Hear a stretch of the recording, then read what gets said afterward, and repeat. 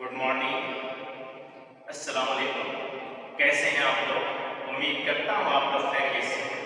तो चलिए आज हम लोग पढ़ाई की शुरुआत करते हैं और जानते हैं सक्रिय मात्रा क्या है।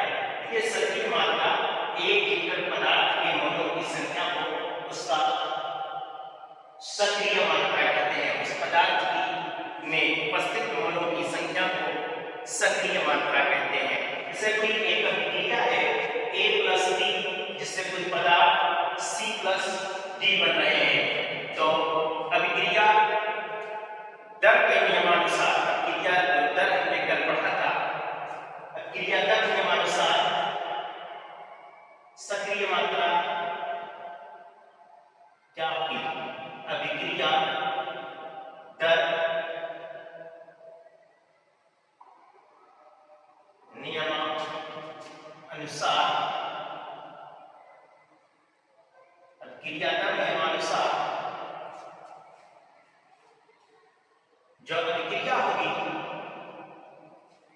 A+B एरोमेट C+D, तो क्या हो जाएगी इसका?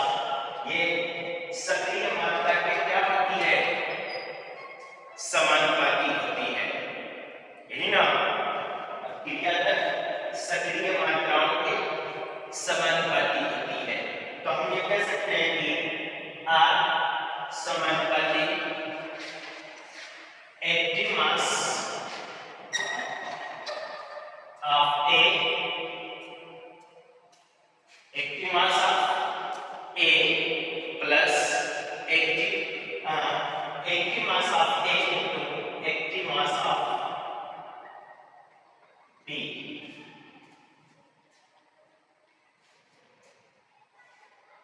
यही होगा, यानी R बराबर,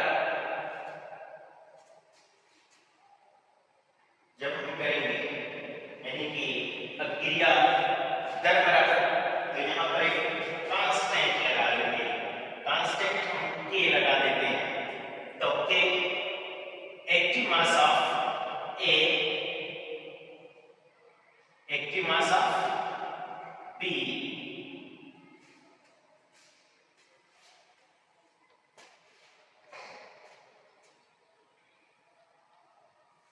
ठीक है। यदि जो है आपको सक्रिय मात्रा समझ में आ गई, ठीक है बच्चों?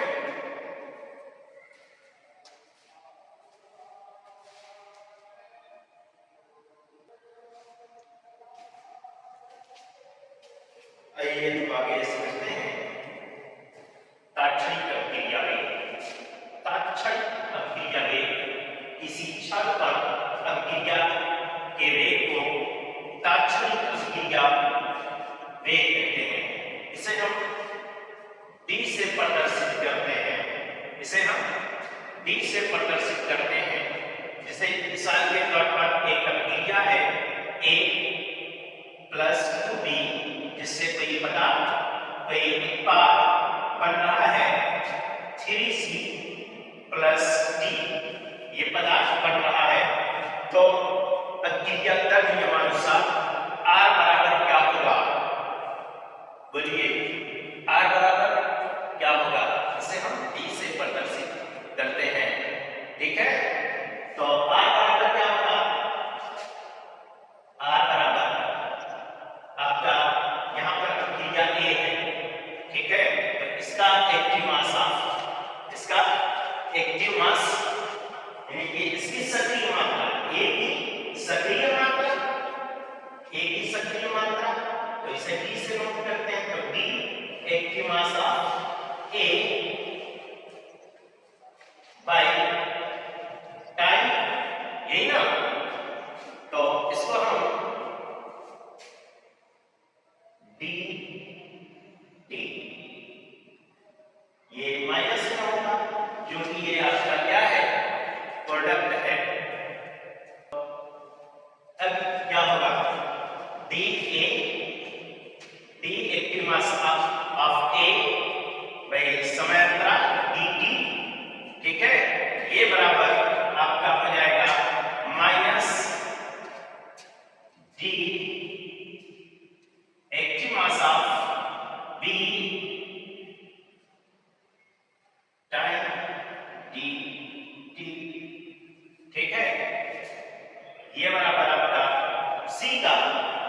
सी का क्या होगा 3c है, तो यहाँ पर देखो 2b है ना, तो जब 2b है तो क्या हो जाएगा 1/2 होगा माइनस 1/2 होगा, 3 है तो 1/3 active mass of C by dt, ठीक है। फिर d का हो जाएगा ये बराबर आपका d का क्या हो जाएगा d active mass of D by dt, ये आपके तात्क्षणिक क्रिया वेग होगा, ठीक है। अब हम लोग समझते हैं द्रव्यानुपाती क्रिया का नियम, ठीक है। द्रव्यानुपाती क्रिया का नियम क्या होगा, द्रव्यानुपाती क्रिया का नियम समझेंगे, ठीक है।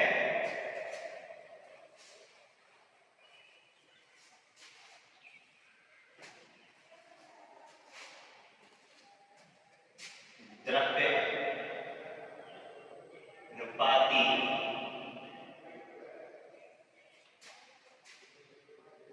क्रिया का नियम, द्रव्यानुपाती क्रिया का नियम क्या होगा। देखिए द्रव्यानुपाती क्रिया का नियम यह है कि किसी भी अभिक्रिया की दर उसके अभिकारकों के सक्रिय मात्राओं के गुणनफल के बराबर होती है। अर्थात कहने का मतलब ये है कि जो अभिक्रिया दर होती है,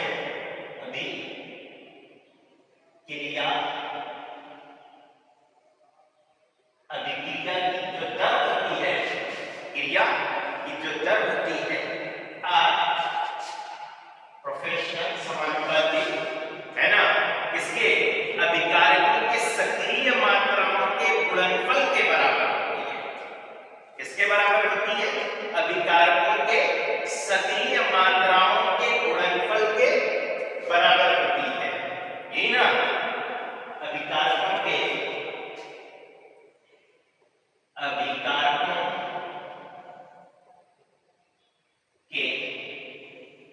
सक्रिय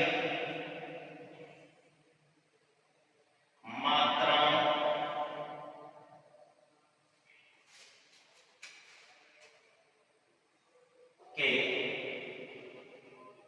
गुणनफल के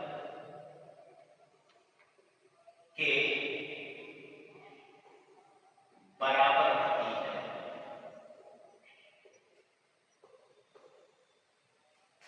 ठीक है। इसके बराबर होती है, यानी किसी भी अभिक्रिया उसके अभिकारक की किसी भी अभिक्रिया की दर उसके अभिकारकों के सक्रिय मात्राओं के गुणनफल के बराबर होती है। किसी द्रव्यानुपाती क्रिया का नियम यह है कि किसी अभिक्रिया की दर, क्या लिखेंगे इसकी डिफिनेशन अगर लिखना है तो किसी, क्या आपने बताया, किसी अभिक्रिया की दर है ना, किसी अभिक्रिया की, देखो यहीं से मिलेगी, किसी अभिक्रिया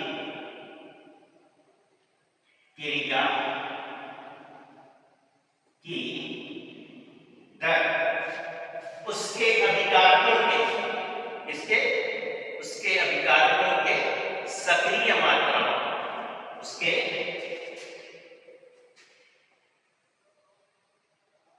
अभिकारकों के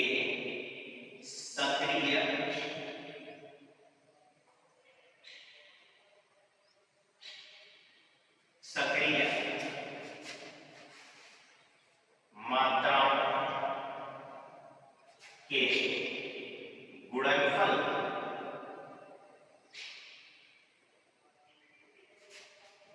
गुणनफल के बराबर होती है, के गुणनफल के बराबर होती है। ठीक है, क्या कहा हमने? किसी अभिक्रिया की दर उसके अभिकारकों के सक्रिय मात्राओं के गुणनफल के बराबर होती है। यानी कि अगर हम इसका एग्जाम्पल देखें, इसका उदाहरण देखें तो है ना, एक कोई अभिक्रिया है, A plus B arrow mark C plus D, ये अभिक्रिया है हमारे पास। क्या है? तो ये एक अभिक्रिया है। ठीक है, स्क्रीनशॉट ले लीजिए ताकि हम इसे मिटा दें और उसके बाद एग्जाम्पल बताएं।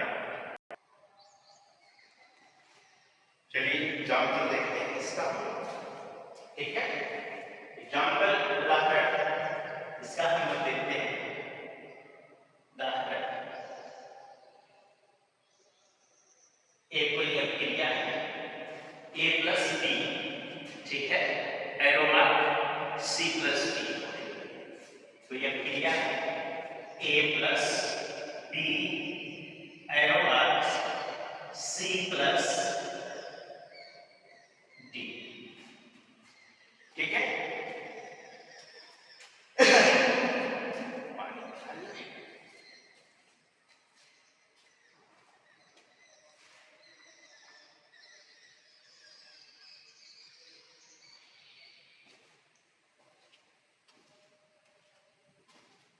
ठीक है, एक अभिक्रिया है क्या?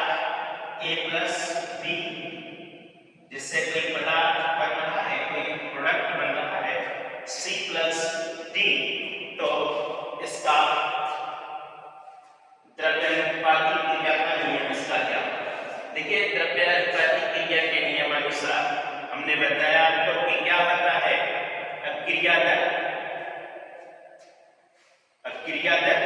अभिकारकों के सक्रिय मात्राओं के गुणनफल के समानुपाती। यही बात हमने कहा। एक अभिक्रिया A plus B arrow mark C plus D, तो द्रव्य अनुपाती क्रिया नियमानुसार क्या होगा? द्रव्य अनुपाती क्रिया नियमानुसार द्रव्य अनुपाती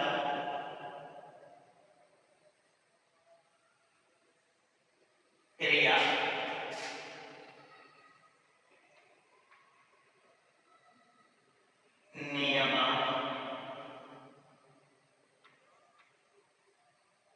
नियमानुसार द्रव्य अनुपाती क्रिया नियमानुसार द्रव्य अनुपाती क्रिया नियमानुसार हो जाएगा आपका R समानुपाती।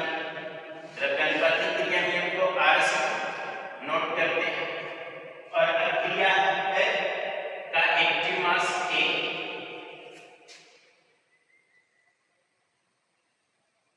into active mass of B। जब ये स्थिरांक ये समानुपाती का निशान हटाएंगे, प्रोफेशनल का निशान हटाएंगे, तो यहाँ पर एक कांस्टेंट लग जाएगा, स्थिरांक लग जाएगा। तो R बराबर क्या हो जाएगा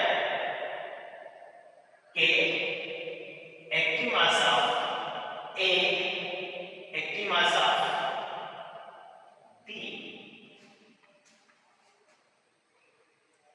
और यही अगर हम बलगतिकीय नियमानुसार, है ना, बलगतिकीय नियमानुसार अगर हम देखें तो बलगतिकीय नियमानुसार क्या होगा? बलगतिकीय नियमानुसार क्या होगा? बल गतिकी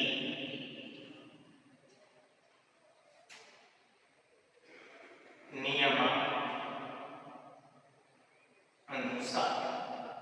बलगतिकीय नियमानुसार क्या होगा? बलगतिकीय नियमानुसार होगा R बराबर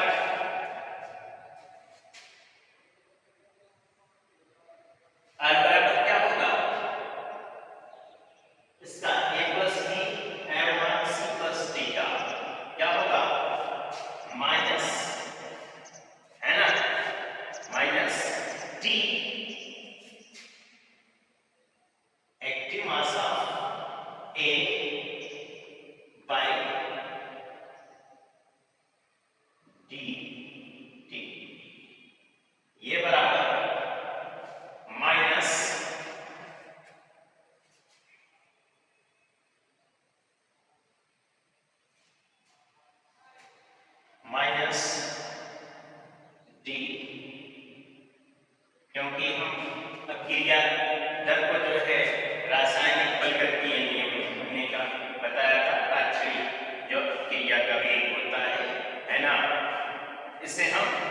डी से प्रदर्शित करते हैं, डी से नोट करते हैं, ठीक है ना। उस नियमानुसार तो D active mass of B by D T, ये बराबर आपका क्या हो जाएगा सी का, तो D active mass of C, D active mass of C